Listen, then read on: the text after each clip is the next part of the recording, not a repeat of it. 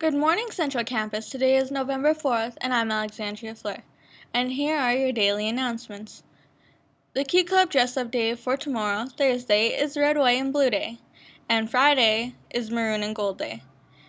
Today's lunch is meatballs, mashed potatoes and gravy, breadstick, fruit and veggie bar, and milk. Parents of wrestlers are meeting tomorrow, Thursday night at 6 o'clock in the MCC Commons.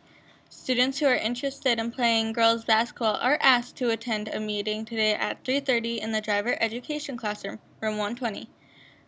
There is a mandatory National Honor Society meeting in the auditorium on Friday morning at 7:45.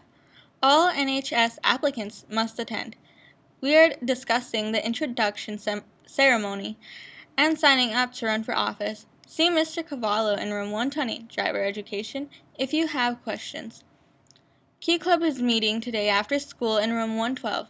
Yearbook pictures are being taken. The AFJR OTC group yearbook photo is today after school in the 10th grade gym. Please come in uniform. Our monthly FBLA meeting is on Tuesday, November 10th at 3 o'clock in room 101.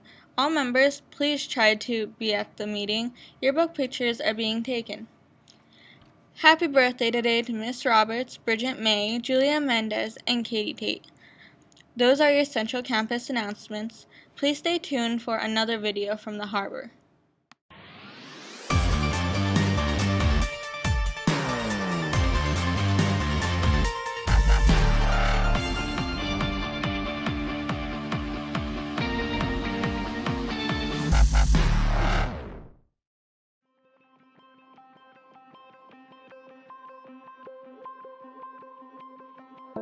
What's up? I'm Mike Smith.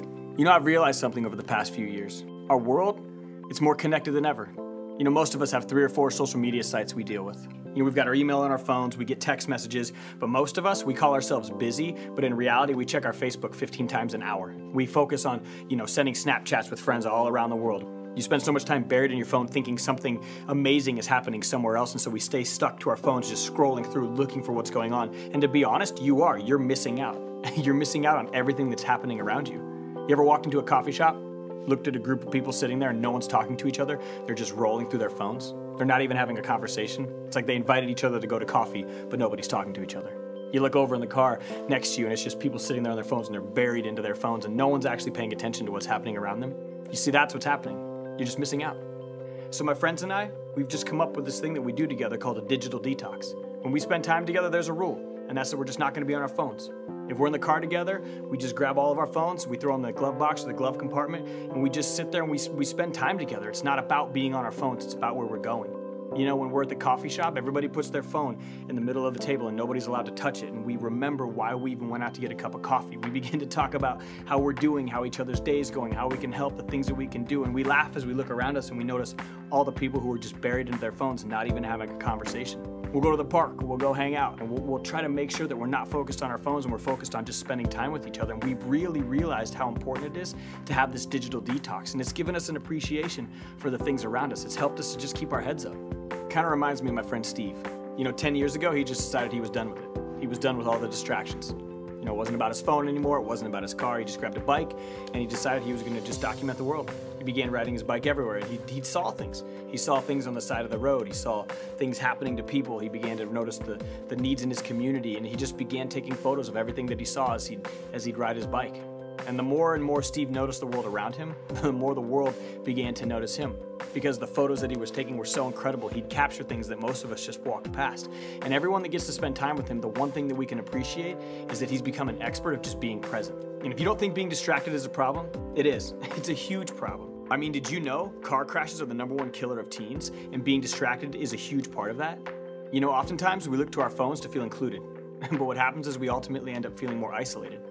When I learned to put my phone down and just be present with the things around me, that's when I actually began to feel more important. I began to feel more included.